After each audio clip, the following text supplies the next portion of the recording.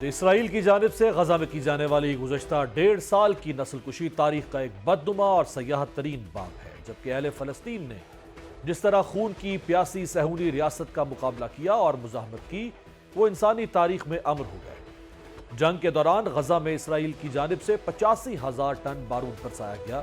اب جبکہ اسرائیل اور حماس میں جنگ بندی ہو چکی ہے تو زخموں سے چور زندہ بچ جانے والے اہل غزہ اپنے تباہ شدہ اور جلے ہوئے آشیانوں میں واپس لوٹ رہے ہیں۔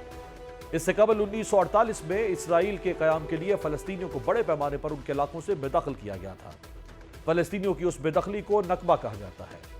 عرب میڈیا کے مطابق نکبہ کے بعد آج پہلی مرتبہ ایسا ہوا ہے کہ بے دخل کیے گئے فلسطینی اپنے علاقوں کو واپس لوٹے ہیں۔ اقوام متحدہ کی ایک رپورٹ کے مطابق 15 ماہ سے جاری اسرائیلی جارحیت کے نتیجے میں غزہ میں تقریباً 19 لاکھ افراد اپنے گھروں سے بے دخل ہوئے، جو غزہ کی آبادی کا 90% بنتا ہے۔ غزہ میں جنگ بندی معاہدے کے تحت اسرائیلی فوج نتزارم راہداری سے پیچھے ہٹ گئی ہے، جس کے بعد جبری بے دخل کیے گئے لاکھوں فلسطینی شمالی غزہ واپس لوٹنا شروع ہو گئے ہیں۔ 15 ماہ سے بچھڑے خاندان جب دوبارہ ملے تو کئی جذباتی مناظر دیکھنے میں آئے۔ واضح ہے کہ صدر ٹرمپ نے مصر اور اردن سے مطالبہ کیا تھا کہ غزہ سے مزید فلسطینیوں کو عارضی یا مستقل طور پر قبول کریں۔ انہوں نے اردن کے شاہ عبداللہ سے ٹیلی فون پر بات ہونے والی گفتگو میں صحافیوں سے کہا کہ غزہ مسمار شدہ مقام ہے، وہاں سب کچھ مسمار ہو چکا ہے اور وہاں لوگوں کی اب بات ہو رہی ہے۔ تاہم مصر اور اردن نے غزہ کے شہریوں کو اپنے ملکوں میں قبول کرنے کی امریکہ کے صدر ڈونلڈ ٹرمپ کی تجویز مسترد کر دی ہے۔ مصری وزارت خارجہ نے ایک بیان میں کہا کہ مصری حکومت فلسطینی عوام کے اپنے سرزمین پر رہنے، ان کے جائز حقوق کے دفاع اور بین الاقوامی قوانین کے احترام کی حمایت کرتی ہے۔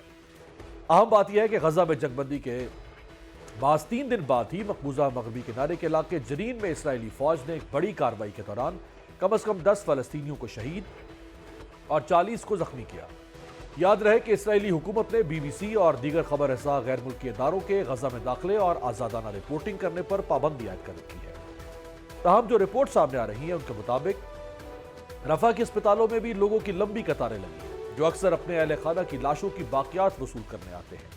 جنوبی غزہ کے یورپین اسپتال کے صحن میں کپڑوں کے تھیلوں میں ہڈیوں کا ڈھیر اور کپڑے رکھے ہیں۔ دوسری طرف خبر رساں ادارے ایسوسی ایٹڈ پریس کے مطابق اسرائیل اپنی تمام فوجی قوت غزہ میں استعمال کرنے کے باوجود حماس کی حکومت ختم نہیں کر سکا، جو اس کی جنگ بندی کے بنیادی اہداف میں سے ایک تھا۔